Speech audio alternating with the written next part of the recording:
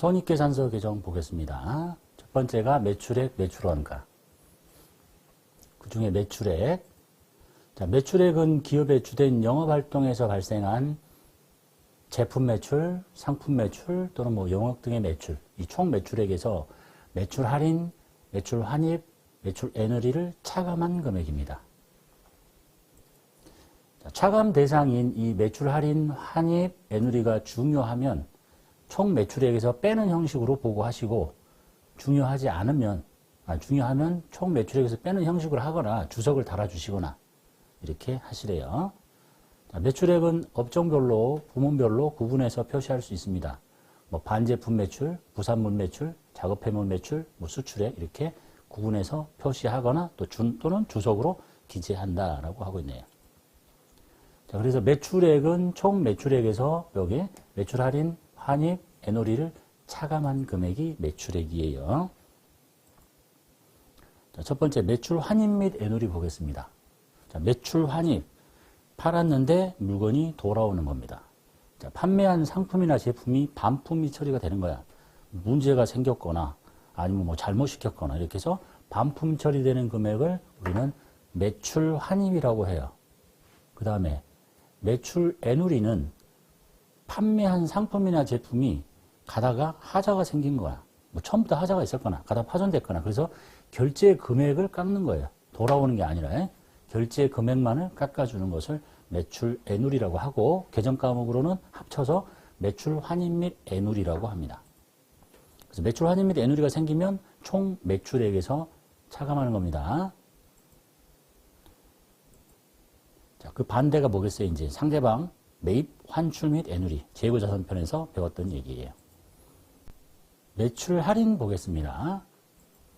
자, 매출 할인이란 외상대금을 약정된 할인 기간 내에 회수하고 약속을 했다. 대금의 일부를 깎아주는 거야. 그러니까 물건 팔고 며칠 이내에 결제를 하시면 얼마를 깎아드리겠습니다. 이런 걸 보고 매출 할인이라고 하는 거야. 대금의 일부를 깎아주는 거. 자, 매출 할인도 총 매출액에서 차감합니다. 어떤 수익이 생긴 게 아니고 총 매출액에서 차감한다. 매출 원가 보겠습니다. 자, 매출 원가는 상품이나 제품 등의 매출액, 그러니까 상품 매출에 대응하는 원가, 제품 매출에 대응하는 원가로서 판매된 제품이나 상품에 대한 제품이라는 제조 원가, 상품이라면 매입 원가라는 얘기네요. 상품은 사오는 거니까 사온 것의 원가, 제품은 만든 것의 원가. 그 다음에 매출 원가의 산정 과정은 손익계산서 본문에 표시하거나 당연히 매출 원가를 산정하는 식을 본문에 다 표시하겠죠. 아니면 그냥 표시 안 하면 주석으로 기재해달라 라는 얘기네요. 자, 그래서 상품 매출 원가는 기초상품 재고, 단기상품 매입, 여기다가 마이너스 기말상품 재고를 뺀 게 상품 매출 원가의 산식. 제품 매출 원가는 기초제품 재고, 단기제품 매입이 아니에요. 제품은 사올 수가 없잖아. 그래서 만들었지. 그래서 단기제품 제조 원가인 거야. 이거하고 똑같은 구조지, 여기가. 상품은 사오는 것이 가격인데 얘는 사올 수가 없어서 원재료 사오고 노무비 들이고 제조경비 해서 다 만든 제조 원가 명세서의 제일 끝이 뭐야? 그게 단기제품 제조 원가잖아. 여기하고 여기가 같은 의미다. 그래서 기말 재고를 뺀 게 제품 매출 원가의 산식이다라는 얘기네요. 판매비와 관리비 보겠습니다. 판매비라는 얘기는 판매 활동에서 들어간 돈, 사무실을 관리하는 데 들어간 돈을 묶어서 이제 우리 판매비와 관리비라고 합니다. 제품, 상품, 용역 등의 판매 활동과 기업의 관리 활동에서 발생한 비용인데, 그러니까 판매비와 관리비겠지. 여기서 중요한 거는 이게 영업비용이라는 게 중요해요. 매출 원가에 속하지 아니하는 모든 영업비용. 영업의 비용이 아니라 판매비와 관리비는 영업비용이라는 게 중요합니다. 영업비용은 두 가지가 있잖아. 매출원가, 그 다음에 판매비와 관리비가 영업비용이에요. 판매비와 관리비는 당의 비용을 표시하는 적절한 항목으로 구분해서 표시하거나 당연히 구분하겠지. 또는 일괄로 표시하는데 판매비와 관리비 얼마. 그렇게 일괄로 표시하시면 적절한 항목으로 구분해서 다시 주석으로 알려달래. 그럼 뭐로 그렇게 하겠냐. 결국은 다 적절한 항목으로 구분해서 표시하게 됩니다. 한편 빈번하게 발생하는 건 아니지만 영업활동과 관련해서 비용이 감소함에 따라 발생하는 대손충당금 환입, 퇴직급여 충당부채 환입 등은 판매비와 관리비의 음수로 표시합니다. 음수로. 그러니까 영업의 수익으로 잡는 게 아니라 판매비와 관리비의 음수로 처리합니다. 자, 판매비와 관리비 항목들 좀 봅시다. 자, 이것들은 무슨 이론이 있는 게 아니고 이러이러한 내용들은 우리가 이렇게 부르기로 합시다 라고 한 거야. 그러니까 이름만 듣고 빨리빨리 생각만 나시면 되겠죠. 자, 급여가 뭔지 모르는 사람 없겠지. 근데 이제 계정 명칭이 급여, 임금. 자, 이쪽에 있는 임금은 제조경비에 속하는 것들이에요. 여기는 판매비와 관리비. 성격이 똑같고 내용이 같기 때문에 그냥 한꺼번에 정리한 겁니다. 임금이 판매비와 관리비는 아니야. 제조경비야. 자, 그래서 급여란 임직원의 근로 제공에 대한 대가로 지급하는 인건비, 임원급여, 직원급여, 임금, 재수당 등을 말합니다. 됐죠? 자, 그 다음에 퇴직급여. 퇴직급여가 뭐야? 급여는 평상시에 받는 거고 퇴직할 때 받는 게 퇴직급여지. 퇴직금 지급 규정에 따라서 또는 근로기준법에 의해서 퇴직금 중에서 당해년도의 부담분. 이제 퇴직급여는 이론을 배우셨지만 퇴직급여 충당부채 설정할 때 줄 때 바로 다 퇴직급여 처리하는 게 아니야. 미리서 기말에 충당금을 설정하는 거죠. 그래서 임직원이 퇴직하는 경우에 지급한 퇴직금은 우선적으로 퇴직급여 충당부채에서 갖다 쓰는 거예요. 그리고 부족하면 그때 퇴직급여가 계산이 된다. 그러니까 항상 기말에 전 임직원이 당장 다 나가면 줘야 될 돈을 퇴직금 추계액이라고 하고 그 돈을 항상 설정을 해야 돼, 기말에. 그래서 기말에 퇴직급여 충당금을 설정하게 된다. 충당금이 아니라 충당부채. 종전의 명칭은 충당금. 그 다음에 복리후생비. 임직원의 복리와 후생을 위해서 지급한 비용이라면 그 내용이 뭐가 됐던 그냥 다 복리후생비라고 한다. 그 대표적인 사례가 이제 식대보조금, 경조금, 축의금 등이 있다. 건강보험료, 회사부담분. 그 다음에 여비, 교통비를 묶어서 여비교통비. 여기서 말하는 이제 여비는 좀 상당히 먼 거리를 출장 갔을 때 들어간 경비, 뭐 철도 운임, 항공료, 숙박료, 식사대 이런 것들을 말하고, 교통비는 시내 출장비, 가까운 거리를 돌아다닐 때 쓰는 이름이다. 그걸 묶어서 여비와 교통비라고 합니다. 그 다음에 기업 업무 추진비. 기업의 업무가 잘 추진될 수 있도록 거래처한테 접대를 하고 같이 밥을 먹고 뭐 이런 것들을, 예전의 명칭은 접대비였는데 접대라는 표현이 좀 사회적으로 안 좋다. 그래서 기업 업무 추진비라고 합니다. 회사의 업무와 관련해서 고객이나 거래처를 접대한 경우 이런 비용들을 기업 업무 추진비라고 합니다.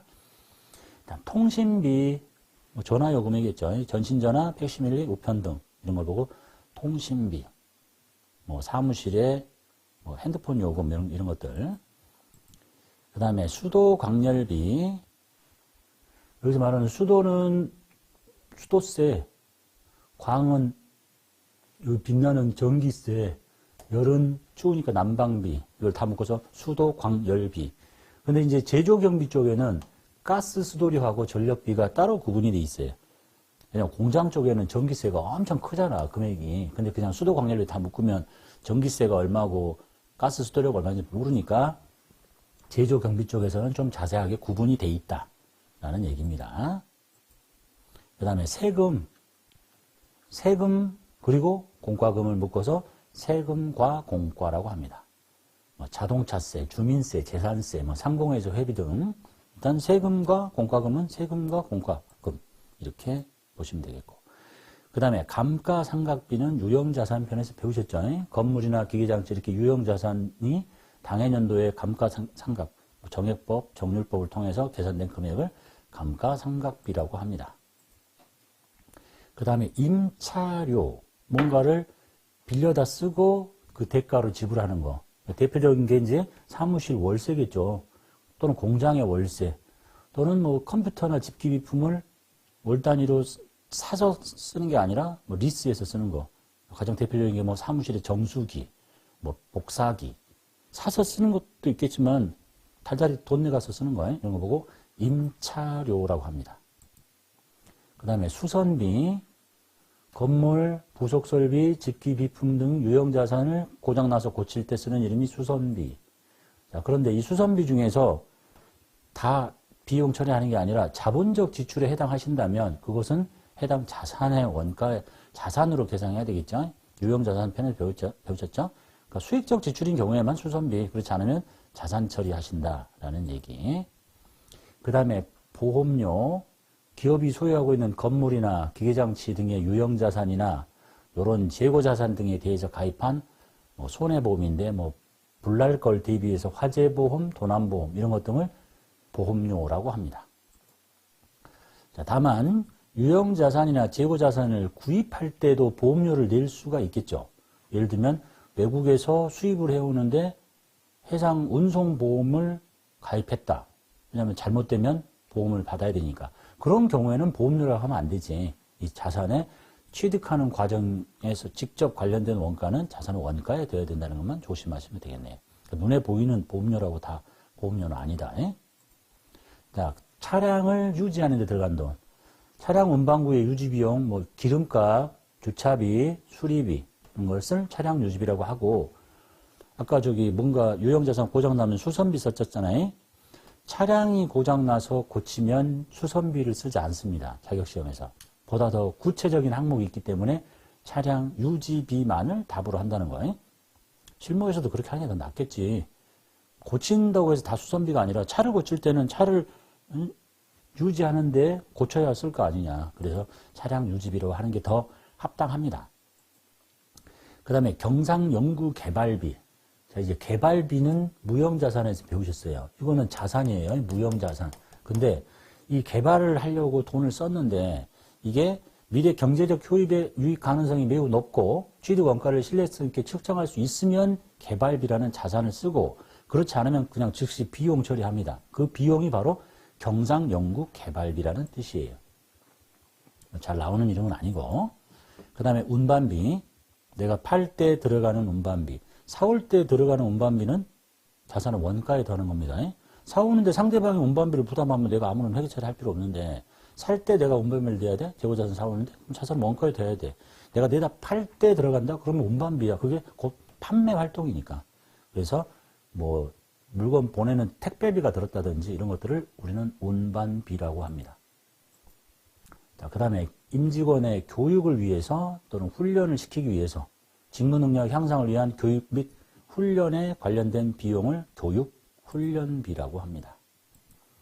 그 다음에 도서, 책, 인쇄하는 돈, 책을 사거나 뭐라고 했겠어요? 회사 업무에 필요해서 책을 사거나 직원의 교육을 위해서 책을 사거나, 그럼 이제 이게 또 겹칠 수도 있겠죠? 임직원의 교육 훈련을 위해서 책을 샀는데 이게 도서 인쇄비냐 교육 훈련비냐, 그건 알아서 하면 돼요. 시험장에서는 이게 그런 문제는 내지 않겠죠. 뭘 한다고 틀린 게 있니? 다 똑같은데? 하여간 이게 판매비와 관리비에 속하는 건지 영업의 비용에 속하는 건지만 잘 구분하면 되는 거지. 그게 한 칸 위에 있든 한 칸 밑에 있든 뭐가 중요하겠어. 그래서 도서 인쇄비. 그 다음에 소모품비. 소모성 비품인 사무용지라든지 공구라든지 주방용품을 샀을 때, 문구를 샀을 때. 그런데 이제 우리 프로그램에 가보면 좀 더 구체적인 항목이 사무용품비라는 것도 있어요. 그걸 써도 답이고 이걸 써도 답이겠죠. 이게 더 큰 거니까. 그 다음에 수수료 비용, 용역을 제공받은 대가로 지불하는 걸 수수료 비용이라고 해요. 그래서 대표적인 거는 세무사 사무소의 기장수수료 이런 것들. 그 다음에 광고 선전비. 상품이나 제품의 판매 촉진을 위해서 지출한 광고 선전비로 TV 광고, 라디오, 신문, 잡지 등 대중매체에 지급한 비용을 광고 선전비라고 합니다. 제품의, 상품의 판매 촉진을 위해서 한 거예요. 그래서 예를 들어서 직원이 한 명을 더 뽑고 싶어. 그래서 직원 구직 사이트에다가 사람을 뽑아달라고 하고 돈을 냈어. 이게 광고 선전비냐? 광고 선전비야? 아니죠. 광고 선전비는 제품이나 상품을 팔기 위해서 홍보하는 거야. 지금 사람 뽑는 거잖아. 사람을 뽑는 거지 무슨 사람을 파는 게 아니잖아. 그럼 뭐라고 해야 돼? 그래서 이제 예전에 한번 출제된 적이 있는데, 그래? 직원 뽑으려고 광고를 냈다. 뭐 사람인 뭐 이런 사이트에다가, 뭐 알바몬 이런 데다. 그럼 뭐라고 하겠어요? 어떤 사람은 이렇게 답한 사람들, 복리후생비라고 한 사람들. 복리후생비 뭐야? 임직원의 복리와 후생을 위해서. 그게 해석이 되나? 그래, 직원이 없어갖고 힘들어 죽겠는데 한 명을 더 뽑으면 일할 사람 늘어나니까 복리후생이 좋은 거 아니냐. 이렇게 해석할 수도 있고. 꼭 그래야 되나? 그냥 이거는 수수료 정도로 하면 되는 게 아닐까? 그래서 그런 문제는 출제하기 어려워요. 내면 이제 난리가 나겠죠, 게시판이. 알아서 하시면 돼. 이게 어디로 가느냐가 중요한 게 아니니까. 또는 뭐 잡비로 해도 돼, 중요하지 않으면. 자, 대손삼각비 볼게요. 대손액에서 배우시죠? 대손삼각비는 회수 불가능한 매출 채권에 대해서 합리적이고 객관적인 기준에 따라 산출한 대손 추산액을 처리합니다. 그러니까 12월 기말에 못 받을 것 같은 걸 추산해서 대손삼각비, 그 다음 상대방 계정 대손 충당금 한다고 배우셨어요. 그 추산액에서 충당금 잔액을 차감한 금액을 대손삼각비로 이제 설정하게 됩니다. 기말에. 그래가지고 이제 회수 불가능한 채권이 나오면 일단 충당금과 먼저 상계하시고 그 다음에 충당금이 부족하면 그때 삼각비로 처리하게 됩니다. 대손회계에서 배웠던 얘기예요. 그 다음에 무형자산 삼각비. 유형자산은 감가상각비, 무형자산은 무형자산 상각비라고 합니다. 그 다음에 잡비. 이상에서 열거된 비용, 저기 아까 급여부터 시작해서 여기까지를 뺀 판매와 관리 활동으로 지출된 비용은 맞는데 중요하지 않아. 그렇게 꼭 이름까지 타이틀을 붙여야 될 필요가 없어. 그럼 잡비라고 하시면 돼. 아까 설명드린 대로 뭐 직원을 뽑는 게 매달 뽑는 것도 아니고 뭐 한 2, 3년 만에 한 번 직원 뽑는데 광고를 어디다 올려서 돈 1,000만 원 낸 것도 아니고 몇만 원 벼룩시장 이런 데 실었어. 그거 뭐라고 하면 좋겠어? 광고 전전비 아니라고 했지. 그냥 잡비 하면 되지. 되셨죠? 영업의 수익과 비용 보겠습니다. 자, 영업의 수익이란 주된 영업활동이 아닌 활동, 그러니까 영업이겠지. 거기서 발생한 수익 또는 차익. 둘의 차이는 수익은 자주 생기는 거지만 차익은 어쩌다 한 번씩 생기는 것들을 그냥 차익이라고 한다. 보시면 되겠네요. 첫 번째가 이자 수익. 금융업 이외에 금융업이 아닌 사람이 또는 판매업, 제조업 등 이런 사람들이 이런 기업이 일시적으로 유효자금을 남한테 빌려주거나 은행에 넣어서 받는 이자. 그걸 보고 이자 수익. 영업활동과 관련이 없잖아. 근데 금융업은 이게 영업활동이니까 이 사람은 영업수익으로 처리해야 되겠죠. 영업의 수익으로 처리하는 게 아니고. 그 다음에 배당금 수익, 주식 투자했거나 출자금 등 장단기 투자자산에 관련해서 피투자회사, 내가 투자하는 회사, 피투자회사에 이익을 받거나 잉여금의 분배로 받는 금전배당금을 배당금 수익이라고 합니다. 금전으로 받았을 때 돈으로. 그 다음에 임대료. 임차료는 내가 빌려 쓰고 대가를 지불하는 거고 임대료는 내가 빌려주고 받는 거야. 타인에게 물건이나 부동산을 임대하고 그 대가로 받는 거. 임대료. 자, 그런데 이제 내가 주업이 부동산 임대업자야. 그럼 이거는 임대료를 쓰면 안 되지. 주업이니까. 그때의 명칭은 임대료 수입이라는 영업수익 쪽에 있어요. 400번대에 들어있습니다. 자, 매출, 상품 매출이 401번이니까 그것만 조심하시면 되겠죠. 임대료. 그 다음에 단기 매매증권 평가이익. 단기 매매증권을 기말에 평가를 했겠죠. 장부 금액보다 공정가치가 높아. 비싸졌어. 그러니까 평가이익. 그 다음에 단기 매매증권을 내다 팔고 이익 봤다. 장부 금액보다 처분 금액이 더 커. 비싸게 팔았죠. 단기 매매증권 처분이익. 그 다음에 외환차익. 자, 외화 채권 채무가 갖고 있을 때 발생한 이익. 그러니까 이제도 외화 채권에 보셨죠. 자, 결제 시점의 환율과 장부에 잡혀있는 환율보다 결제 시점의 환율이 차이가 생겨서 이제 환율이 올랐다 내려갔다라고 표현할 수는 없죠. 내가 자산을 갖고 있으면 환율이 오르면 이익이 나는 거고 부채를 갖고 있으면 떨어지면 이익이 나는 거니까 그 장부에 잡혀있는 금액 환율과 결제할 시점의 환율 차이로 인해서 나한테 돈이 더 들어온다. 그러면 또는 덜 나간다. 그러면 외환 차익. 반대는 외환 차손이겠죠. 자, 그 다음에 외화 환산이익은 이건 이제 기말에 환산하는 거지. 과거에 발생한 외화 거래로 기말 현재 외화로 표시된 채권 채무가 있는데 보고기간 말 현재 환율로 환산을 했더니 내가 이익이 생겼다. 그러면 외화 환산이익. 손해가 생겼다. 그러면 외화 환산 손실.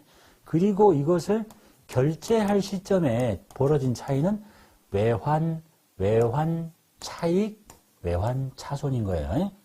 환산은 기말 결산 때 여러분 공부하시는 분이 헷갈려 하시던데 기말에 환산할 때 쓰는 것은 외화 환산 이익, 환산 손실. 이것이 결제될 때는 외환 차익, 외환 차손. 이렇게 구분하시면 되겠고 유형자산을 내다 팔았는데 비싸게 팔았어요. 장부 금액보다 처분 금액이 더 커. 비싸게 팔았죠? 처분이익. 반대는 처분 손실이겠지. 투자자산도 장부 금액보다 처분 금액이 더 커.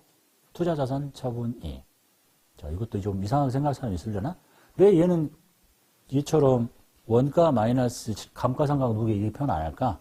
투자자산은 감가상각하는 자산이 아니에요. 자, 그 다음에 자산 수중이, 자산 공짜로 받았대요. 회사가 주주나 채권자 등 타인으로부터 무상으로 자산을 증여받습니다. 그러니까 뭐 들어오는 거는 있죠. 들어오는 거 있는데 나간 돈이 없어요. 돈 안 줬으니까. 그때 쓰는 게 자산 수중 이익이라고 합니다. 자, 또 반대로 빚을 면제받아. 빚이 없어지는데 준 게 없어. 채무를 면제받을 때 생기는 거고 채무 면제 이익이라고 합니다. 그 다음에 보험금 수익. 자, 보험에 가입했는데 그 사건이 생겨가지고 지급 사유가 발생해서 돈을 받아. 화재보험 가입했는데 불 다 타버렸다. 그래서 보험금을 받는다. 그때 받는 게 보험금 수익이라고 합니다. 그 다음에 자비이익. 자, 영업의 수익 중에서 금액적으로 중요하지 않거나 금액적으로 중요하면 이제 이자 수익 다 했겠지. 그럼 그 항목이 구체적으로 밝혀지지 않았다. 모르겠다 이거. 네? 그러면 자비이익 처리하시면 되겠네요. 이익 생겼을 때. 그 다음에 반대 영업의 비용 봅시다. 영업의 비용은 주된 영업활동이 아닌 활동으로부터 발생한 비용 또는 가끔 생기는 차손 합쳐서 부르는 이름 비용 또는 차손. 자, 첫 번째 이자 수익의 반대가 이자 비용이겠죠. 당좌 차월 이자, 장당기 차입금에 대해서 발생한 지급이자 사채이자 등을 이자 비용이라고 합니다. 그 다음에 외환차익의 반대 외환차손. 대금을 수취하거나 지급할 때, 이제 거래가 종료될 때 발생하는 손실, 외환차손. 환산할 때는 외화 환산 손실이라고 했죠. 결제 시점 환율과 장부에 잡혀있는 환율 차이로 인한 손해. 외환차익, 외환차손. 그 다음에 기부금, 업무와 관련 없이 무상으로 기증하는 금전, 돈을 주거나, 뭐 양로원에 돈을 보내거나, 또는 회사 물건을 보내거나, 이런 거 보고 기부금이라고 합니다. 그 다음에 기타의 대손상각비. 대손상각비는 매출채권에 대한 비용 처리. 매출채권이 아닌 기타 채권에 대한 회수 불가능에 대해서 손실로 처리하는 게 기타의 대손상각비입니다. 영업의 비용이에요. 그 다음에 외화 환산 손실. 과거에 발생한 외화 거래로 기말 현재의 외화로 표시된 채권 채무가 있을 경우에 기말 환율과 차이로 인한 손실. 이건 환산 손실은 결산 시 환율, 장부에 잡혀있는 환율과 12월 말 현재 환율로 인해서 손해 난 거. 환산 손실. 그 다음에 매출채권 처분 손실. 매출채권을 금융기관에 할인하는 거래가 매각거래에 해당할 때 동 금액은 감소된 매출채권과 매출채권 100만 원짜리가 없어졌고 실수령한 돈은 90밖에 안 돼. 그 벌어진 차이가 매출채권 처분 손실이다. 즉 선의자 성격인 할인료다 이런 얘기네요. 그 다음에 단기 매매증권을 평가해서 손해났다. 장부 금액보다 공정가치가 밑으로 쭉 떨어졌어요. 단기 매매증권 평가 손실. 그 다음에 단기 매매증권을 장부 금액보다 싸게 팔았어요. 처분 손실. 그 다음에 화재보험에 가입됐는데 불났다. 다 홀라당 탔어. 그러면 그 자산이 날아갔으니까 재해 손실. 그리고 보험금 받으면 보험금 수익. 이렇게 처리하시면 되겠죠. 그 다음에 유형자산 처분 손실. 유형자산의 장부 금액보다 처분 금액이 더 작아요. 싸게 팔았어. 처분 손실. 비싸게 팔면 처분 이익이겠죠. 그 그 다음에 투자자산도 장부금액보다 처분금액이 작아. 그럼 투자자산 처분손실. 그 다음에 위에서 열거된 영업의 비용 중 금액이 중요하지 않거나 그 항목이 구체적으로 밝혀지지 않으면 잡손실이라고 하시면 되겠습니다.